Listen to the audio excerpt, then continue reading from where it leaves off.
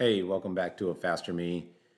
This video is brought to you by Building Block Construction and Sophisticated and Swanky. This is our basically our end of the season ride, putting a wrap on 2024, the first year of our team of Faster Me. So we just decided to get together, do one end of the season ride. After the ride, we're going to go back to the headquarters and have pizza and just kind of celebrate a successful season and, kick off the 2025 season or start planning for 2025. So anyway, this is the Bagel ride. It's a great ride to kind of end the season on. And, we had a decent sized group out, and that just added to the numbers that were already on the group. It started out really fast also. We had a few people who'd never come out to do the ride, and we told them that this ride comes with some instructions in between. There's chill conversational pace, and then there's some really hard efforts. And so, to start out, it's pretty chill to the Bagelry in Laverne, and maybe gets a little spicy at the end, but this time it was not that way. It was spicy from the jump, and it just was shattered. But a few of our riders hung in there, and it was a fun start. Yeah, normally I'm sure I've posted the Bagel ride multiple times, but I've never really posted the entire ride, and this one's kind of no different. But usually the Bagel ride is it's kind of like structured intervals. Basically, it's not an all-out ride or all-out race or whatever the entire time. You usually keep the group together and just kind of zone 2, zone 3 it in between efforts. And there's really like 3 big efforts. And the first one should be starting in just a second as we turn right. But like Ellen was saying, like from the start, from the end cycle to the Bagelry, it was already hot, like pretty much the entire way, and just kind of shattered the group. So we're all back together now after the Bagelry. And this first effort starts when we turn right. You guys have seen this probably a few times now. This is going to be cobblestone. And we've already been in our off season. We've been kind of off the bike for almost a month and a half now, just riding like 2 days a week. So been playing a lot of golf and stuff like that, but we really just wanted to get together here and kick off like I said, put some closure to 2024. That's Felicia right there. This is her first time doing the ride. She let that gap open.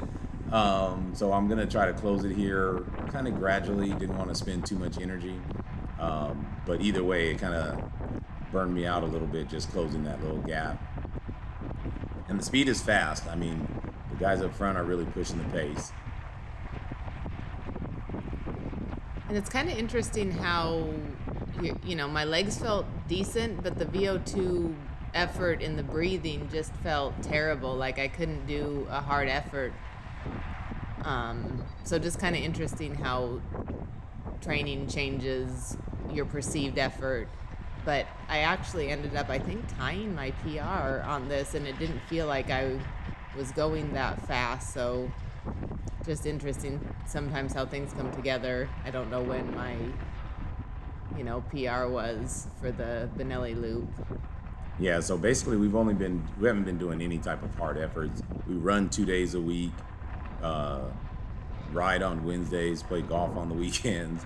So we definitely haven't been doing any hard efforts, just more endurance type efforts. Typical off-season stuff, lifting weights, having a little fun. We always take like a month or so to kind of reset and just kind of do whatever we want, and then get back into some more structured training. You can see that was Aaron flying by trying to catch back up. It's hard when you let a big gap open like this. I was dying either way it goes, as you guys can see. Get out of shape so fast. Luckily, I'm kind of fast on the downhill, so I will catch back up on the downhill. You see, you got Chris and Anastasia passing from our group right there. I think I saw Oliver and maybe Rudy up there. That top of the hill is so painful. It's just that little effort to get over the top of the hill, and the downhill's coming, but you just want to quit, or at least I do. Don't know about anybody else. So I'm just back a little bit. Felicia's kind of on your, close to you, and Yeah, I just like to make it be attached over the hill. If I'm attached like I am now, you get a little breather. I got some speed on the downhill. As you can see, I'm just tucked. I'm not even pedaling or anything, but got a little advantage to being heavier here. And I'm not that heavy. I'm hovering around 185 right now.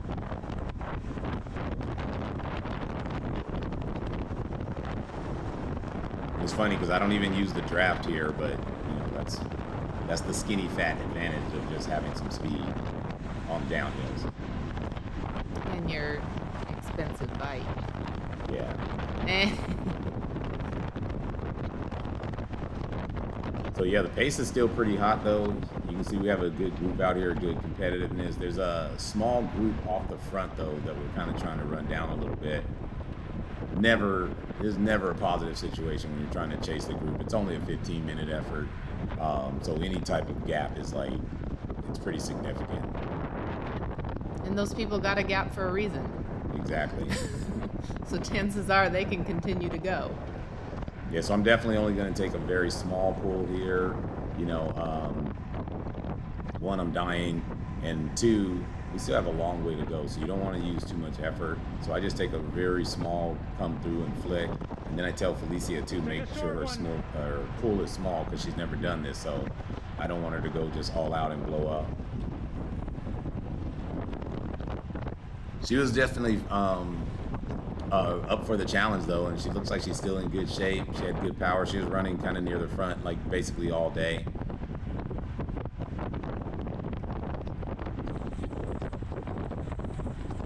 So here you can see Felicia's going to pull off to the right and kind of get out of the draft, and I'm going to tell her, hey, jump back in the draft, we have a long way to go. So I didn't want her really just using her own energy here, and she doesn't know what's coming. She doesn't know the terrain. So, there's still a couple more climbs to come, and then, some hard efforts to come still. And this is one of them here. Kind of tell her to jump on to try to get up this hill. I should have been worried about myself because I can barely make it up the hill, on my own. But you can see Aaron and, I don't know who that is behind Aaron, but they definitely took off and they're giving a hard effort. I didn't want to sprint the hill really because I know I'll have nothing left after the sprint. So I tried to keep it steady.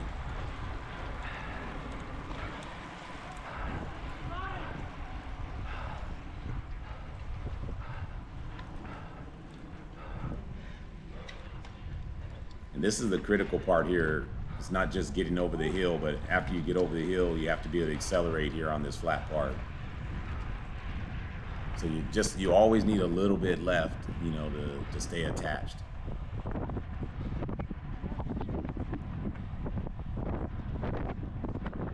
It's a funny thing too of just being out of shape. My heart rate usually maxes out just under 200. And because my fitness is down and haven't been doing any VO2, I can't get it up into the mid 180s even kind of on this day. So definitely had a really low heart rate. Just kind of got that fatigue. I tried to come through here and I can't even come through. So I just I know my man here was probably hey, I just took a pull, but yeah, I didn't have any energy. I couldn't come through really. I know you've talked about the bagel ride a number of times just in previous videos, but I think enough really can't be said about the a couple things. I think just the being able to regroup and ride with some different levels, and also this is kind of nice in nature. You don't have a lot of stoplights, so the effort is relatively, I think, safe, and you can do a pretty steady effort without having to worry about too many cars and stoplights. So I really like that this loop around Benelli got a little congested there. Yeah, I think the rider in black almost went to the left there. But you can see there's a group just a little bit in front of us. My man here is looking for some help, but again, I'm not even in his draft really, so I definitely can't come through. I'm doing basically all that I can. And like I said, you can see my heart rate's kind of low. Normally that's just my threshold heart rate, but I'm taxed though. I guess my heart's not asking for any more because my legs don't have anything in them.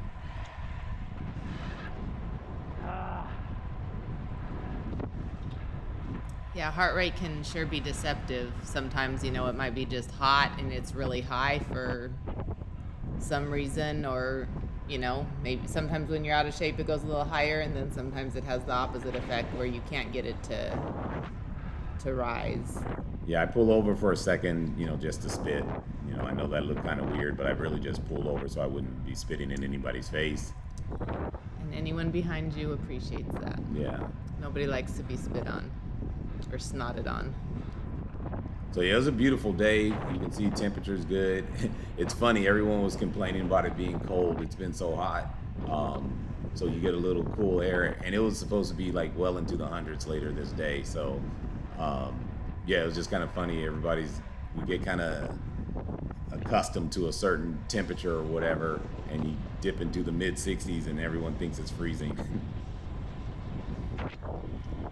We're a bunch of spoiled people here in Southern California with the good weather year-round. Yeah, so this is like the last critical climb right here. This little hairpin, up by Raging Waters. Gets kind of steep here, and yeah, once again, I just don't have any legs. I think Ellen is even catching me at this point. Felicia is catching me, and I just can't hang on to the front guys here.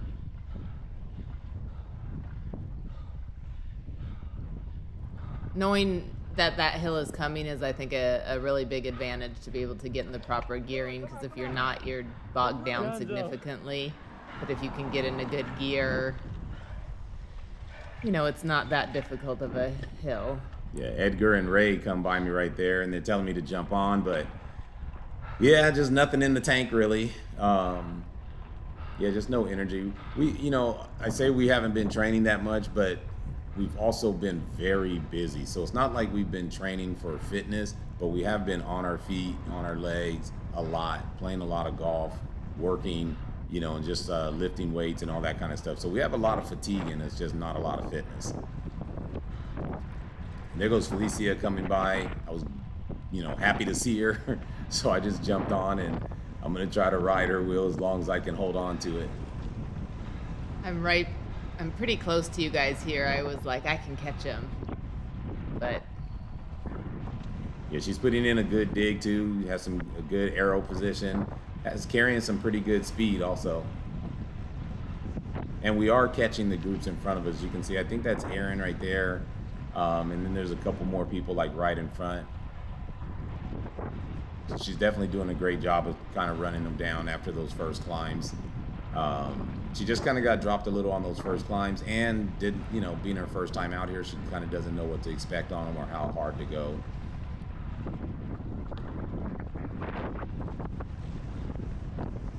I love that her shoes match the kit.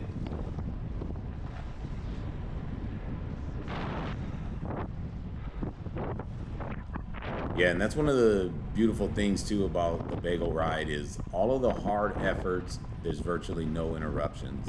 So like you can see, this loop is 15 minutes uninterrupted, really no cars, no stoplights, nothing like that. And each effort is basically like that, each hard effort. And we kind of chill in between where there are stoplights and cars.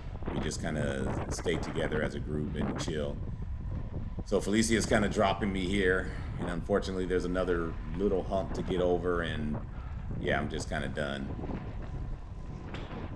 And I think for the most part it was more just an energy thing. It's not really the fitness. Because as you can see, my heart rate's only 165, so it's just failing to get up because I have no energy. So this is just more fatigue, a weekly or monthly fatigue, not from this ride itself. It's from coming into the ride carrying a lot of fatigue. The running adds a lot of fatigue, at least for me. Yeah, a lot of leg soreness too with the running. Running is so hard. Yeah, so this is the last little hump. It's not really anything if you if you attack it, it's really nothing. It's just like a 8-second effort or 10-second effort or something, but I'm really just looking for help. I'm looking behind me, seeing if there's anyone else coming that I can jump onto. But I'm kind of in no man's land right now, just out there by myself with no one behind me. They're coming fast though, but they're just not in sight at the moment. And Felicia's already out of sight, being that she hit the downhill before me, and she's just gone. This was a really nice wrap up to the season. We had a few people on the team that couldn't make it due to work and various other commitments, but it was nice that we had a pretty good showing of, the team, and then, also a new member or two that have joined. So, kind of nice to talk about some goals for next season and, just maybe some highlights of the past season. So I think it was a nice wrap to the season, and now we just got to get on the next chapters. Yeah, currently I'm looking for new sponsorship for next year, or increased sponsorship for next year. So this kind of wraps up the season, kind of wraps up the sponsorship that we had for last year with Building Block and Sophisticated and Swanky. They may be back on next year as sponsors as well, but I'm also looking to increase and just, reach a financial goal that would be a little bit, more viable to support the team throughout the year. Still only supporting women at this time. We have got male riders. All of the men we basically play for ourselves. I mean, I paid for a couple races last year for the men, but it's those are not guaranteed. So the women, looking to support women again for another year, and just build on the program and keep progressing. I have a overall goal for the program, and just taking baby steps. So step one was very successful. We raced, I believe it was 153 times, and a number of podiums and stuff like that. I'll either post the official numbers or I'll say it. But I think for year one we had a very successful season. And I'm hopeful that the males could get some sponsorship this year, some support as well, with depending on the amount of sponsorship that we can get. So we'll see. Yeah, for sure. We have a great group of guys too. They understand the position that we're in, like financially, so they don't expect much, but they also come and follow the rules and all that kind of stuff, show up to practice, work hard. So, it's I'm grateful to have the guys that we have on the team. And again, my team is always, we try to keep it about no drama. So far so good. We haven't had any fights, arguments, any of that kind of stuff. No infighting whatsoever. That's the way we like to keep it, and very selective of who we want on the team, not just fast people. I don't really care how fast someone is.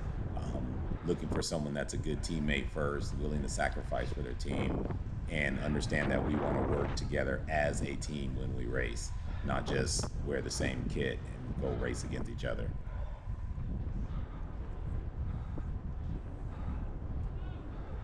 So that's pretty much the end of this effort. You saw the guys that finished first on the other side. They're kind of yelling, cheering us on, trying to get us to sprint, but no one had a sprint in them. That's the finish line there. And then we just kind of flip it around, regroup, and head to the next spot. There's Dom right there to the left, right there. Dom kind of one of the guys that, kind of originated this ride, many years ago. And this is the second effort. This is up San Dimas Canyon, and it started off hot right from the beginning. Usually it builds into it. You see Josh shooting up the left side there, trying to get to the front guys. There goes D going up as well. But it started off hot, and you can see I'm sitting here behind Anastasia, and there's a little gap opening up because normally we don't start this fast. And you see the train is way up there, and they got the hammer down already on us. Marlena's just feeling a little fatigued, so she decided to sit this one out and just kind of cruise it. There's a huge gap to the front group, and they're about to blow everyone up, just trying to latch back on, people trying to close that gap. I mean, as you can see, this is uphill as well. This is not a flat road. We're already at almost 2%, doing 25 miles per hour, so it's definitely a fast pace.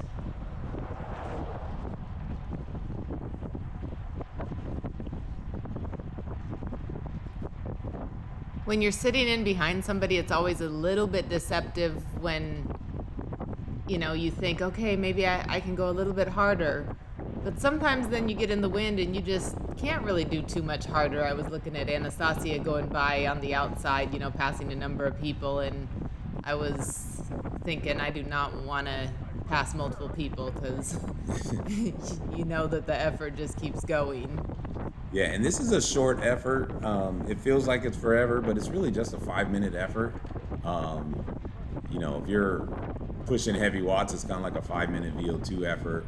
But yeah, it's definitely not that long of an effort, but it's longer than you think once you're going hard, And like Ellen was saying, yeah, going around people, hitting the wind, trying to push the wind, yeah, it definitely can wear you out fast, and you kind of want a rotation. You want some little help here. And that little effort that I did to just kind of go around and close a small gap will prevent me from being able to jump on the group when they come by. Yeah, I think that's you going backwards now. Bye-bye. Yeah, and you can see like the front groups up there by the bend of the road. They're like, I don't know, they're a good 100 yards in front of us already now. So that ship is sailed. There's no catching those guys. Super fast, putting in some hard efforts, and they're just destroying everyone's legs right now. You see I'm in the draft, been doing 300 watts for a while now in the draft. There goes another push by Dom and those guys. Unfortunately, I'm a little bit cooked.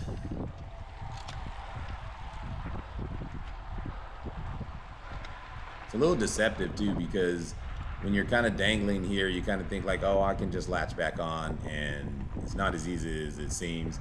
There's Ray. Ray's going to jump on my wheel here, and we're going to try to push for a second. And I thought I had it under control. I thought like, oh, okay, they're just right there. I'll gradually grab them, get back onto the wheel there. And yeah, I just kind of stuck myself out here. Honestly, it's just being lazy. Didn't want to do the effort to accelerate hard and get on that wheel.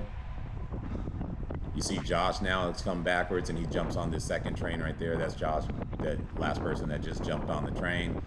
And yeah, in my head, I think like, okay, we're gradually catching him. But realistically, no, I should have done the effort when they were passing and jump on, and I was just being lazy, and it's going to cost me because I'm just going to blow up here.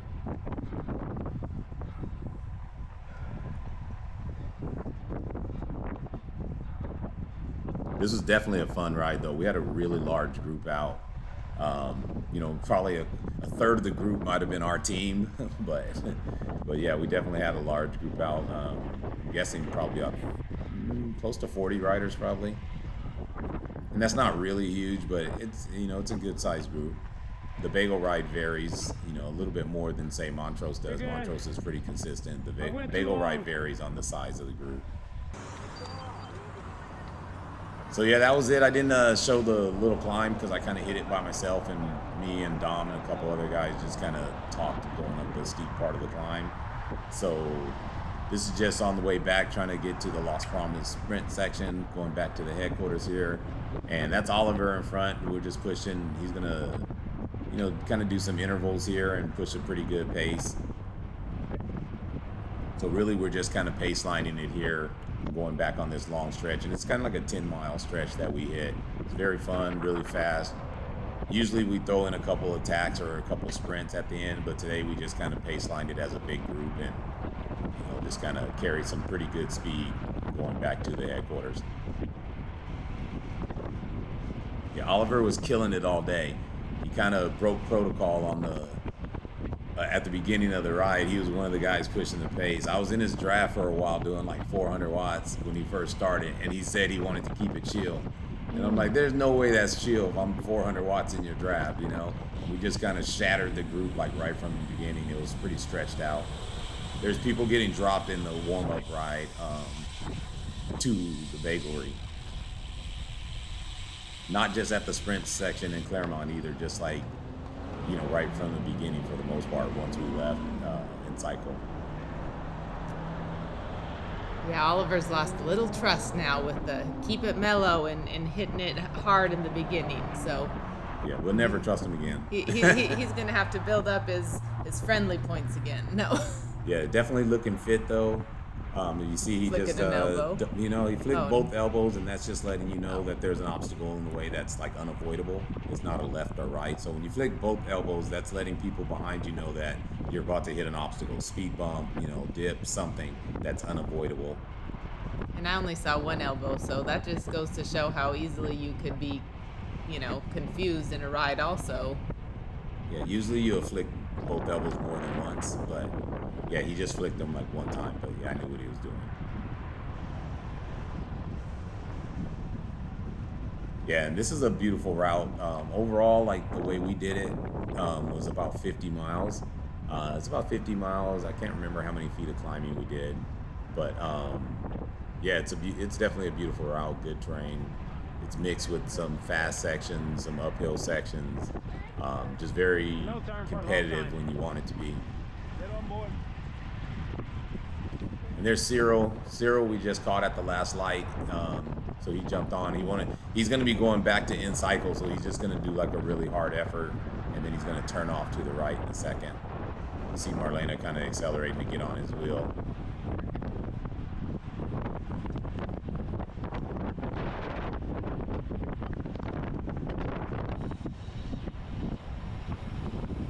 And I skipped this last little bit because I went home to order some food and have it hopefully ready by the time everyone got there.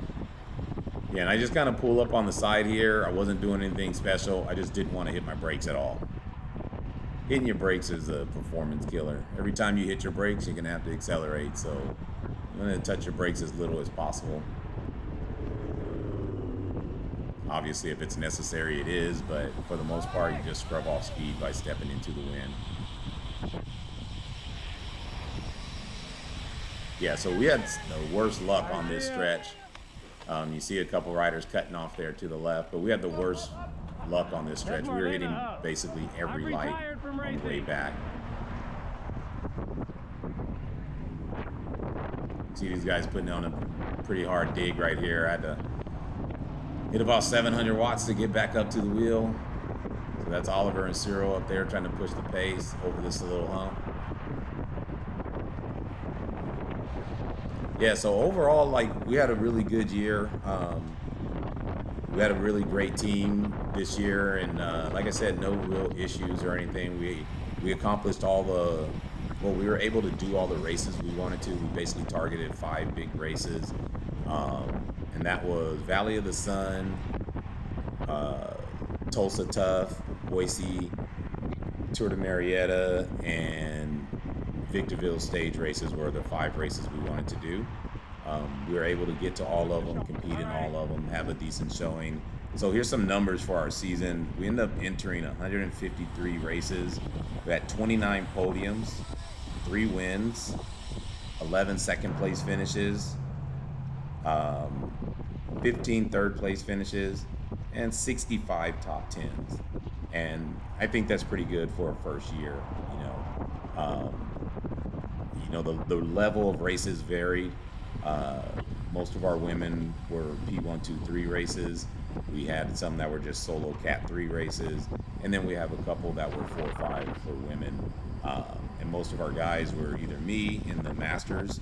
I raced the Masters 50 plus this year, 1, 2, 3, and we had a couple guys racing the 4-5s. But yeah, I think definitely some decent numbers. We kind of rivaled what we did at PAA in a much bigger club. The difference is this one is just, we're completely race oriented. We're not a club. Everyone on the team basically has to race, as it should be. Our motto is train, compete, achieve. So it's kind of hard to do those things if you're not racing. So yeah, coming up now, we're going to have just one more little segment. It's a sprint segment, Las Palmas sprint. And like I said, unfortunately, we were getting caught at a lot of lights, so we never got the speed up. The plan was to give a lead out and have someone get the KOM or QOM. KOM's really hard to get. I think it's at like almost 45 miles per hour for the average speed over either 1 or 2 tenths of a mile.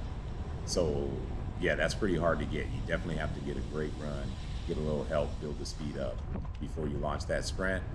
And I think the women's KOM is like at 35 miles per hour or something. So that one's definitely reachable for some of our women.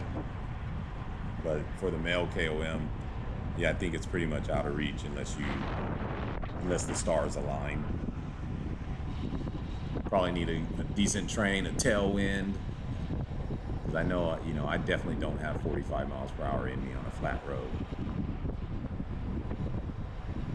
So yeah, unfortunately, we're going to get caught by a few lights, and I think I'm going to just go and still give a lead out for Chris and Josh. Really for anyone that can jump on, but I think Chris and Josh were the only ones that were able to jump on. This is the sprint section here, and you see, like, basically we were just coming from this light, so I have to try to get the speed up in a very short period of time here. So without, of course, just sprinting, I want to kind of roll in so they can still be in the draft here. So yeah, this is pretty much it here. I think I get it to maybe 31 or 32 miles per hour or something before, they come by. All right, so there's Chris coming off my wheel, Josh into his draft. And then he goes to the next light, and unfortunately the light turned red also, so then we had to make a quick right-hand turn. So anyway, that's it. That's pretty much a wrap for the 2024 season. We thank you guys for all your support and watching the videos and just, all the support during the races, stuff like that. We're known as being the friendly tent. We like it that way. So yeah, hopefully we'll have a even better 2025.